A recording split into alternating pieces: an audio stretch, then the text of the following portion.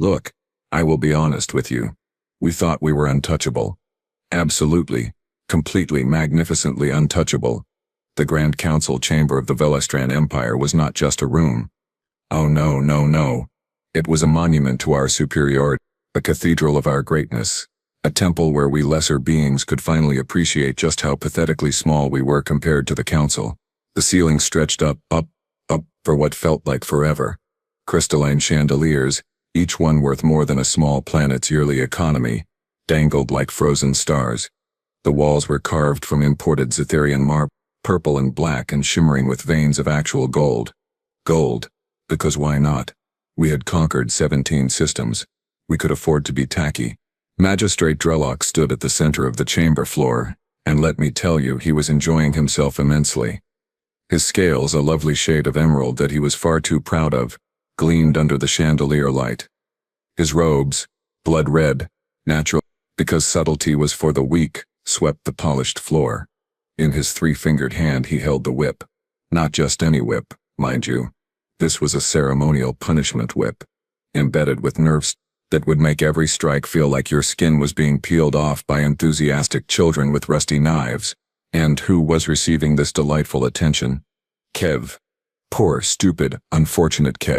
The servant knelt on the chamber floor, his gray skin already welted and bleeding from the previous strikes. His hands, bound behind his back with energy cuffs, trembled. His eyes, wide and terrified, darted around the room looking for mercy that simply did not exist here. His mouth opened, but no sound came out. Could not come out, would never come out again.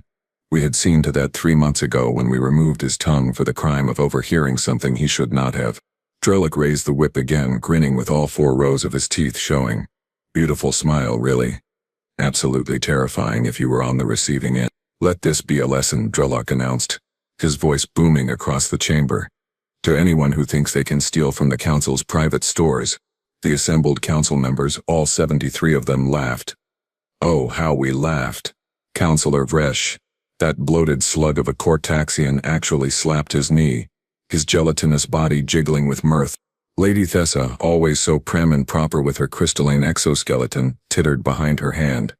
Even the usually stoic Commander Zelf allowed himself a chuckle, his mandibles clicking together in amusement.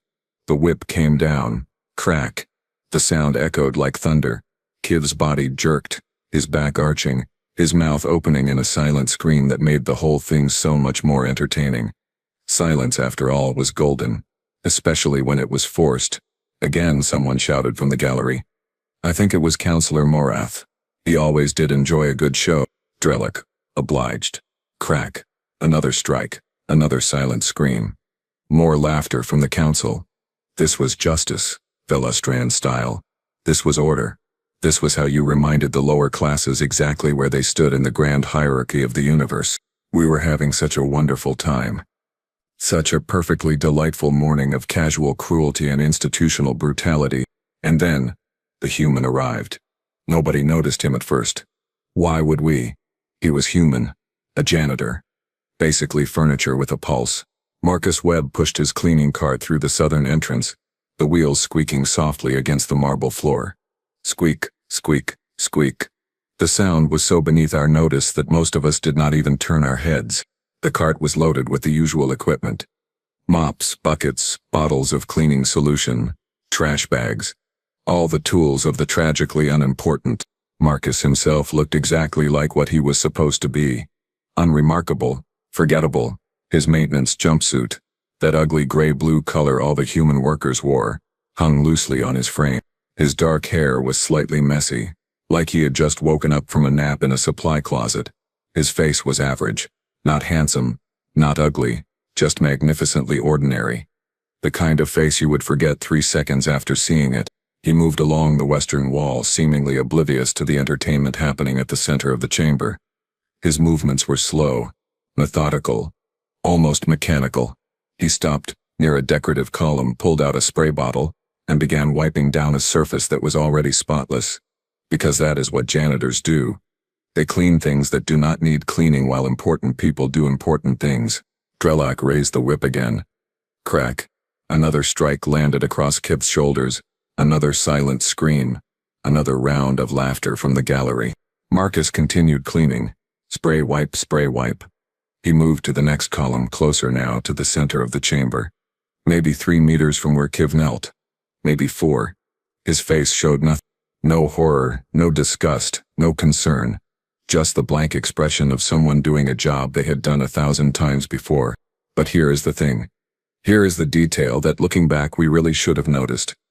His eyes. His eyes were not blank. They were watching, calculating, moving from Drellock to the guards positioned around the chamber to the exits to the control panels embedded in the walls. He pushed his cart forward another meter. Squeak, squeak, squeak. Closer to the scene. Closer to Kiv. Closer to Drellock. Still, nobody paid him any attention. Humans were beneath us. Service species. Background. Noise. You do not worry about the furniture, do you? You do not consider the cleaning equipment a threat. We should have. Oh, by all the stars and suns of the conquered systems, we really should have. Drellock raised the whip for what would have been the 8th strike. His arm went back, muscles tensing beneath his scales, that sadistic grin still plastered across his face. The whip began its descent, cutting through the air with a whistle that promised fresh agony, and then a hand caught it. Just caught it. Mid-air. Like someone catching a ball tossed by a child. Marcus Webb held the whip firmly, his calloused fingers wrapped around the leather, the nerve stingers pressed harmlessly against his palm. He did not flinch, did not cry out, did not even blink. He just stood there, holding the whip, his other hand still resting casually on his cleaning cart. The laughter died. Instantly, completely. You could have heard a pin drop in that massive chamber. You could have heard someone thinking about dropping a pin. 73 council members sat frozen, their faces shifting from amusement to confusion to something that might have been the earliest seeds of concern.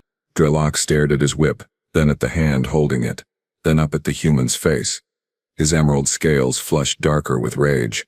His 4 rows of teeth, previously arranged in a smile, now bared themselves in a snarl. Release. The whip. Each word came out like a separate sentence, dripping with venom and authority and the absolute certainty that he would be obeyed. Marcus looked at him. Just looked. No fear, no anger, no emotion whatsoever on that unremarkable face. Then he spoke, his voice calm, almost conversational. No, I do not think I will. The silence somehow got even more silent. If silence could have levels, we had just descended to the basement. Do you have any idea? Drellock hissed, taking a step closer, his free hand moving toward the plasma pistol at his belt. Who you are speaking to? I am Magistrate Drellock, 3rd voice of the Velostran Council, adjudicator of 7 systems, bearer of the Imperial Seal. You are a human janitor, a servant, a thing that cleans our floors. Marcus nodded slowly, like he was considering this information carefully. Yes, that is exactly what I am, a thing that cleans floors. He paused, then added, almost as an afterthought, and apparently a thing that stops you from whipping a defenseless person for your entertainment. Oh, the audacity. The sheer, breathtaking, suicidal audacity. Drellock's hand closed around his pistol. I will have you executed for this. Slowly, publicly. I will make your death a spectacle that humans will whisper about for generations. You are welcome to try. Marcus still had not raised his voice, still had not changed his expression. He stood there like he was discussing the weather, not his imminent execution. Drellock drew his pistol, the weapon humming to life with a high-pitched whine. He aimed it directly at Marcus's chest. Point-blank range, impossible to miss. Last chance, human. Release the whip, prostrate yourself, and beg for mercy. I might let you live. Marcus smiled then. Not a big smile, just a small twitch of his lips. Magistrate Drellock. 3rd voice. Adjudicator. Bearer of fancy titles. He yanked the whip hard, pulling Drellock off balance. You should have accepted my first answer. Then everything went absolutely insane. Marcus moved first. Not the slow, methodical movement of a janitor anymore. Fast. Blindingly, impossibly fast for someone who had been casually wiping down columns 30 seconds ago. He twisted the whip around Drellock's wrist, yanked hard, and the plasma pistol went flying. It skittered across the marble floor, spinning like a child's toy. Drellock stumbled forward, and Marcus's fist connected with his jaw. The sound, oh, that sound, was spectacular. Like someone hitting a bag of wet gravel, Drellock's head snapped back, his scales making a sound like breaking pottery. The magistrate crashed to the floor, stunned, bleeding purple blood from his mouth. The guards reacted. Finally, 4 of them, trained Velostran security, armed with shock staffs and sidearms, rushed toward Marcus from their positions around the chamber. They moved in formation, professional, coordinated, exactly as they had been trained. Marcus grabbed his cleaning cart and shoved it toward the first guard. The cart hit him in the knees, and he went down hard, his shock staff clattering away. The second guard swung his staff at Marcus's head. Marcus ducked, stepped inside the guard's reach, and drove his elbow into the guard's throat. The guard made a choking sound and collapsed. "Stop him!" Lady Thessa shrieked from the gallery, her crystalline voice cracking with panic. "Someone stop the human!" The third guard was smarter. He kept his distance, raised his plasma pistol and fired. The shot went wide. Marcus had already moved, rolling across the floor, coming up next to Kid. He cut the energy cuffs with a small tool from his pocket, a tool that definitely should not have been in a janitor's possession, and pulled Kiv behind him. The fourth guard charged. Big mistake. Marcus caught the shock staff mid-swing, used the guard's own momentum against him, and sent him crashing into one of those expensive decorative columns. The column cracked. A piece of gold-veined marble fell and shattered on the floor. Counselor Vresh was hyperventilating, his gelatinous body wobbling like disturbed gelatin. "He is just a janitor. How is he doing this?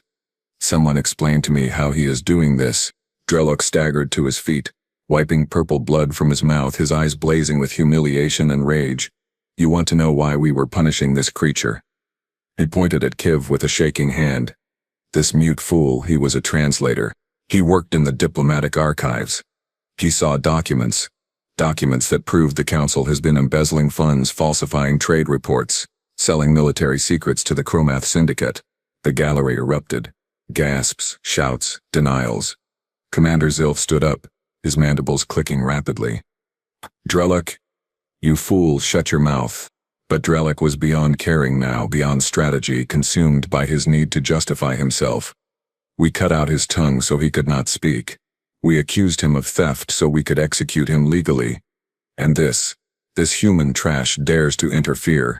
Marcus stood perfectly still, one hand on Kiv's shoulder, keeping the trembling servant behind him. His face was calm. Too calm. "So let me understand this correctly.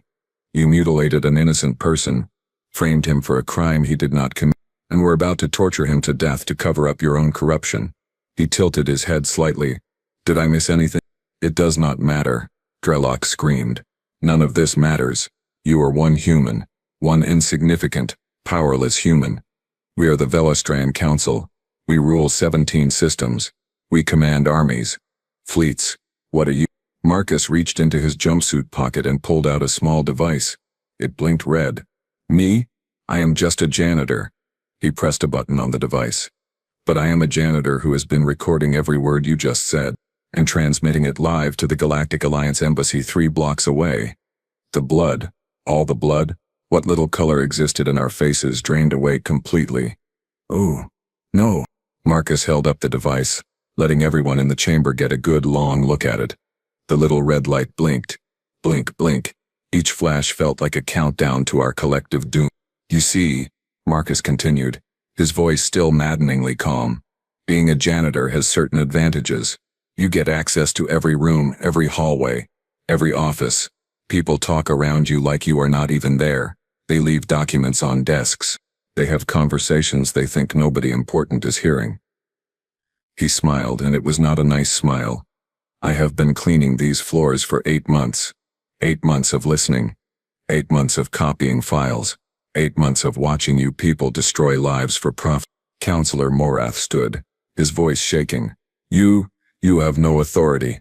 No jurisdiction. You are employed by us. Everything you collected is inadmissible." "Wrong." Marcus tapped the device. "I am employed by Web Commercial Cleaning Services, a private contractor. But I am also a licensed investigator for the Galactic Alliance Anti-Corruption Task Force. Everything I collected is perfectly admissible. I made sure of that." The main doors of the chamber burst open. 6 figures in Alliance uniforms strode in, led by a tall Regillian female with silver skin and eyes like chips of ice. She surveyed the scene, her gaze moving from the unconscious guards to Drelok's bleeding face to Kiv huddling behind Marcus, and her expression did not change one bit. "Captain Velorathane, Alliance Investigation Division, she announced, her voice cutting through the chaos like a blade. This council chamber is now under Alliance authority. Nobody. Lady Thessa tried anyway. She bolted for the eastern exit, her crystalline legs clicking frantically against the marble. An Alliance officer intercepted her, placing a restraint field around her before she made it 5 steps. She froze mid-stride, trapped in a bubble of blue energy, looking like the galaxy's most pathetic ice sculpture. Drelok laughed. Actually laughed. A desperate, unhinged sound. You think this changes anything? You think the Alliance can touch us? We have diplomatic immunity. Treaties. Protections.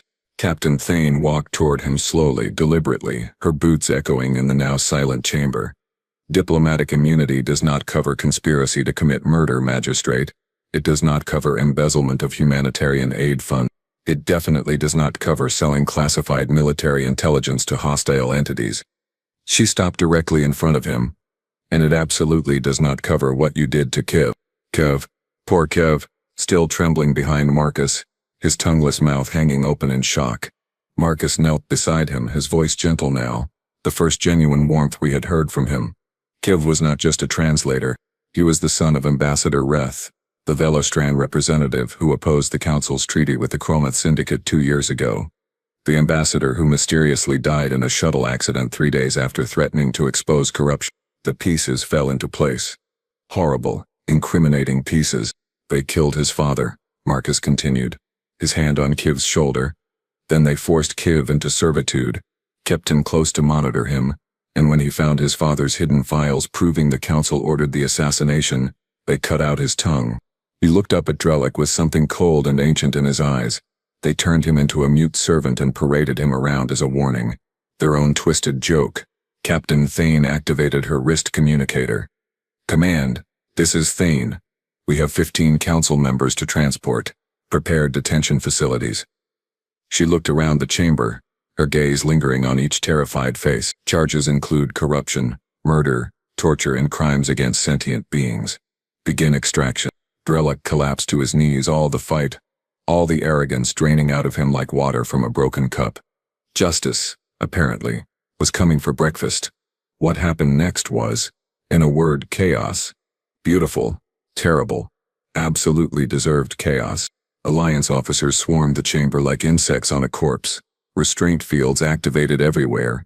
Blue bubbles of energy trapping council members where they sat. Councillor Vresh tried to squeeze through a ventilation shaft, his gelatinous body stretching and compressing, but an officer simply closed the grate and he got stuck halfway, wobbling pathetically.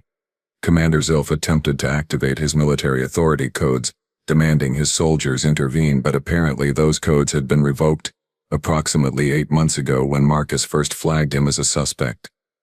Drelok did not fight, did not run, did not even stand. He just knelt there on the marble floor, staring at his empty hands, purple blood still dripping from his mouth, his emerald scales suddenly looking very dull, very ordinary, very much like the scales of someone who was about to spend the rest of his very long life in a very small cell. Magistrate Drelok, Captain Thane said, standing over him.